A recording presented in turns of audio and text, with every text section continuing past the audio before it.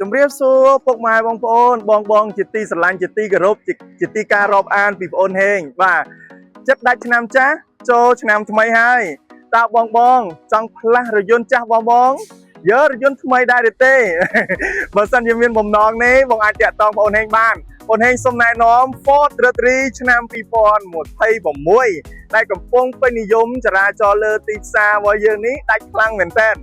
ហើយតម្លៃវិញយើងលក់ជូននៅក្នុងត្រឹមតែ$42,900ទេដោយផ្ដល់ទៅលើរយន្តដែលមានគុណភាពស្តង់ដារពិភពលោកដែលផលិតឡើងដោយស្នាដៃគុនខ្មែររបស់យើងបាទគឺជាប្រភេទរយន្តមួយដែលផ្ទុះខ្លាំងហើយក៏ពេញនិយមខ្លាំងដោយសារតែវាការរចនាមកទាន់សម័យស៊ីវិល័យហើយអ្វីដែលសំខាន់ប្រព័ន្ធជើងក្រោមវាល្អប្រព័ន្ធសុវត្ថិភាពវាល្អខាងក្នុងធំទូលាយផាសុខភាពសម្បីតែ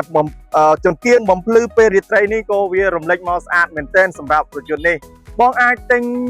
ភ្លាមយកភ្លាមបានផ្លាស់រយន្តចាស់បងយករយន្ត Ford Rattray បានយើងមាននៅក្នុងស្តុកពណ៌ខ្មៅនេះតែម្ដងអញ្ចឹងសម្រាប់បងដែលចង់ផ្លាស់ប្ដូរឬក៏ចង់ទិញកាដូជូនជាអនុស្សាវរីយ៍ទៅដល់មនុស្សជាទីស្រឡាញ់អាចទំនាក់ទំនងមកបងប្អូនហេងភ្លាមឥឡូវនេះបានដើម្បីបងប្អូនហេងរៀបចំឡានជាកាដូពិសេសជូនតែម្ដងជាចុងក្រោយអាចទំនាក់ទំនងvớiបងប្អូនហេងតាមរយៈលេខទូរស័ព្ទនៅក្នុងវីដេអូនេះបានអរគុណសូមជម្រាបលាបាយបាយ